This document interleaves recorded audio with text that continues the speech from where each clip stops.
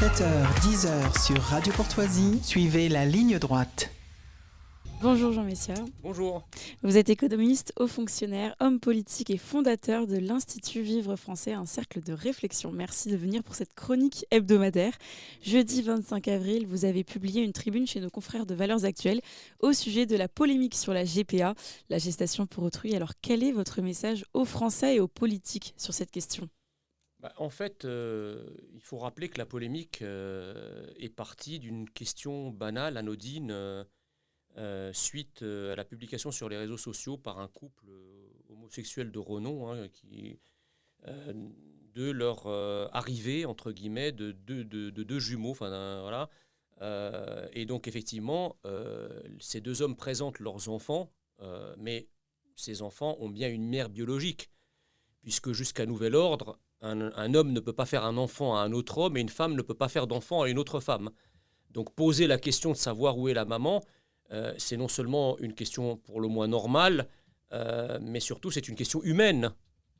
Et là, elle s'est reçue, donc la tête de liste de Reconquête aux élections européennes, Marion Maréchal, s'est reçue un tombereau de réactions, d'insultes, d'oukases, etc., pour une question qui était une question de bon sens, en fait. Alors, qu'est-ce qu'il y a derrière ? Derrière, si vous voulez, il y a le monde invisible de la marchandisation de la femme, de la marchandisation de l'enfant. Je ne comprends pas d'ailleurs qu'une gauche qui est prompte à afficher toutes les misères du monde ne parle pas de ces travailleuses, non pas du sexe, mais de l'utérus, pour produire, entre guillemets, des enfants pour tous, en quelque sorte, qui sont la poursuite du mariage pour tous. Enfin, derrière, il y a quand même une femme qui a conçu l'enfant, qui l'a porté, qui a accouché dans la douleur au bout de 9 mois.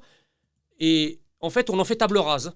Et n'apparaît que la superficie épidermique de l'enfant au milieu des deux parents qui l'ont désiré. Alors évidemment, il n'est pas question de remettre en cause la nature des sentiments que les membres d'un couple homosexuel, homme ou femme, peuvent avoir les uns pour les autres. Ça, c'est pas la question.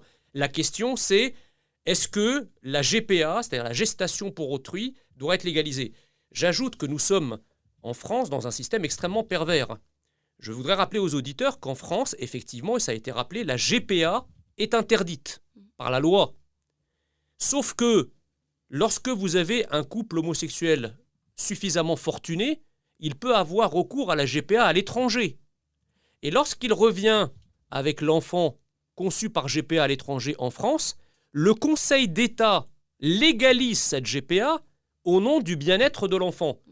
Donc on est presque dans le coup de force du pervers, c'est-à-dire qu'on légalise ex post ce que la loi interdit ex ante. Et je pense que derrière cela, il y a un calcul politique de la Macronie qui veut évidemment ménager son aile droite, qui ne veut pas entendre parler de la GPA, tout en donnant des gages à son aile gauche, en légalisant la GPA par progressisme sociétal. Dans tous ces sujets, on se demande quand même où sont les féministes. On pense là, en l'occurrence, à la GPA et à la marchandisation du corps des femmes, mais on peut aussi penser à Transmania, à la cabale que connaissent les deux auteurs de cet ouvrage. Aujourd'hui, dire des banalités, vous l'avez dit, comme être un enfant, c'est un père et une mère, une femme, c'est être une femelle, pour reprendre l'expression vraiment des auteurs de Transmania. On peut subir des procès en homophobie, en transphobie, en islamophobie, pour vraiment dire des banalités.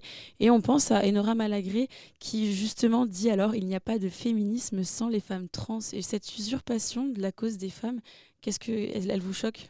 Mais vous savez, il est certains domaines où trop de liberté tue la liberté. C'est-à-dire que lorsque des femmes sont tellement femmes qu'elles ont envie de devenir des hommes, elles ne sont plus femmes. Donc en fait, la liberté, le féminisme, qui est la liberté à la base, la liberté des femmes, se retourne un peu contre lui-même. Vous comprenez ?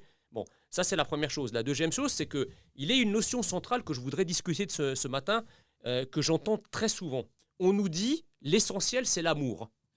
Donc effectivement, il n'est pas question de nier qu'un enfant peut être dans un couple hétérosexuel et être malheureux, par maltraitance, par abandon, etc. Ce n'est pas la question. Et donc effectivement, l'essentiel c'est l'amour. Mais le problème, c'est que ce n'est pas que ça. Parce que si l'essentiel c'est l'amour, qu'est-ce qui nous permet finalement d'interdire la polygamie ? un couple musulman polygame, d'accord, peut très bien vous dire, mais en fait, au sein de notre couple polygame, il y a un amour sincère et authentique. Et donc à ce moment-là, qu'est-ce que notre société pourrait leur opposer pour interdire leur polygamie ? C'est vrai Et d'ailleurs, je ne parle même pas des raisons religieuses. Vous avez une notion absolument invraisemblable qui s'appelle le trouble aujourd'hui. Est-ce qu'aujourd'hui, un progressiste, si convaincu et si exalté soit-il, oserait militer pour la légalisation des troubles au motif que l'essentiel, c'est l'amour ? Donc on voit bien que cette notion qui est envoyée en permanence à la figure de tout détracteur comme si c'était une notion inattaquable, elle pourrait aussi servir à pouvoir légaliser d'autres formes de pluriparentalité que pour l'instant notre société ni ne veut ni ne peut légaliser. Vous comprenez ? Donc, et la polémique posée par l'inénarrable Enora Malagré, c'est quand même invraisemblable de dire qu'il n'y a pas de féminisme sans femmes trans. J'ai une question, moi, ce matin, à poser à Madame Malagré. A-t-elle partagé cette brillante analyse avec les athlètes féminines qui perdent systématiquement toutes leurs compétitions face à des femmes trans qui, pour le coup, comme c'est des hommes devenus femmes, gardent leur performance d'hommes ? On voit bien, si vous voulez, qu'à un moment, on est dans une société psychotique qui défie le bon sens.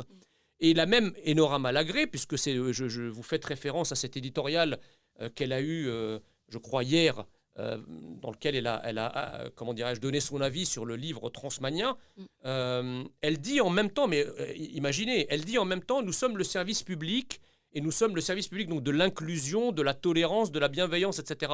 En fait, ces gauchos progressistes qui tiennent les médias, ils ont inventé un concept fabuleux, c'est le pluralisme dans la pensée unique. C'est-à-dire qu'en fait, ils sont bienveillants et tolérants, mais à condition que vous pensiez comme eux. C'est ça. Parce que la preuve, c'est que elle n'est pas inclusive, Madame Malagré. Le service public n'est pas inclusif, puisqu'il suffit d'avoir une pensée discordante et une pensée contradictoire pour être immédiatement cloué au pilori et voué aux gémonies. C'est ce qui se passe avec les deux auteurs de Transmania, mais c'est ce qui se passe également avec, par exemple, des gens qui seraient contre l'immigration, massive et incontrôlée. Combien le service public compte-t-il de chroniqueurs de droite ou d'extrême droite ? Aucun. Donc on voit bien, si vous voulez, et je tiens quand même à rappeler à Madame Malagré que ce n'est pas seulement les Français de gauche qui la financent et qui financent le service public. Le service public est financé par l'ensemble des Français. Donc je ne vois pas au nom de quoi une partie des Français devrait être insultée, injuriée, humiliée tous les jours par un service public de l'audiovisuel que tous les Français financent. Alors, il y a un autre sujet qui nous intéresse, c'est Sciences Po.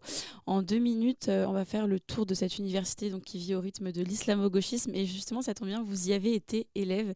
Aujourd'hui, vous ne reconnaissez plus l'université de votre jeunesse ? Ah, pas du tout. Quand je vois, si vous voulez, cette faune qui tournoie autour de la légendaire péniche, vous savez, c'est ce banc ovale qu'il y a au milieu du hall de Sciences Po quand on arrive, avec des drapeaux palestiniens, des kéfiers, parfois même des slogans antisémites. Les jardins de Sciences Po qui naguère étaient des havres de paix où il y avait des étudiants qui lisaient tranquillement ou qui travaillaient leurs exposés et qui aujourd'hui sont devenus une décharge gaucho-progressiste à ciel ouvert. Je ne reconnais pas Sciences Po. Moi, j'ai fait Sciences Po à une époque où Sciences Po était une école confidentielle, où il y avait 1500 étudiants en tout, il y en a près de 10 fois plus aujourd'hui, où effectivement les syndicats de droite étaient sinon majoritaires, du moins très très représentés, et où il y avait une tenue. Il y avait une tenue dans le discours, il y avait une tenue vestimentaire, il y avait un respect de l'institution. Et la première chose qu'on vous expliquait quand vous arriviez à Sciences Po, c'est que vous étiez l'élite de demain. Et qu'il fallait justement garder une certaine prestance et une certaine tenue, si vous voulez. Aujourd'hui, je ne reconnais plus Sciences Po. Ce qui me dérange en fait le plus par rapport à tout ça, c'est que Sciences Po, que l'on sache, n'est pas une école palestinienne ou arabo-musulmane. C'est comme tous ces courants politiques qui, depuis le 7 octobre ou le 10 octobre, ne parlent que des Palestines, de la Palestine et des Palestiniens et de Gaza jour et nuit. Et ils sont députés de la nation française. Donc à quel moment ces gens-là parlent de la France ? Sciences Po, normalement, le cœur du réacteur de Sciences Po, c'est les problématiques françaises. De mon temps, il y avait un cours qui s'appelait « Les grands enjeux du débat économique, politique et social ». C'était l'un des cours qui avait le plus de coefficients. Et les grands enjeux du débat économique, politique et social, c'était les enjeux français. Alors certes, il y avait les grandes lignes de partage du monde contemporain à côté, c'était un cours de géopolitique ou presque, mais il y avait quand même ce môle de la problématique nationale qui était au cœur du réacteur. Or, le problème, c'est que Sciences Po se mondialise parce qu'elle accueille des étudiants étrangers triés sur le volet qui participent au rayonnement de la France. Pas de problème, mais c'est aussi pour les acculturer à notre façon de voir les choses, à la manière si française de voir le monde. C'est aussi ça qu'à ça sert Sciences Po. Sciences Po n'est pas une école anationale, déracinée, désincarnée et sans identité qui formerait une élite globiche, une élite qui parle, je veux dire, un franc anglais ou un anglais des conseils d'administration des multinationales. Je pense que quand on accueille des étudiants français en France, c'est aussi pour leur donner notre vision du monde à nous, qui n'est pas la vision anglo-saxonne et qui est à nul autre pareil. Or, c'est pas ce qui se passe. Nous avons nos étudiants français qui deviennent presque des étrangers dans leur tête. Ouais, espérons que la France redevienne au centre de nos facultés, ce serait quand même important. Et l'antisémitisme, parce que derrière ça, il y a quand même la résurgence insupportable d'un antisémitisme d'un autre âge. Je voyais cette photo où on interdisait à une étudiante juive d'entrer dans l'amphi en la qualifiant de sioniste. Bon, on a bien compris que c'est pas pour pas la qualifier de juive. Pour un système qui vient de passer 50 ans à lutter avec acharnement et parfois dans des termes délirants contre le retour des heures les plus sombres, eh bien ce système vient d'accoucher de ces heures les plus sombres qu'il a fait métier de combattre pendant des années. Chapeau les artistes. Merci pour ces vérités, Jean Messia, et on se retrouve la semaine prochaine. Merci.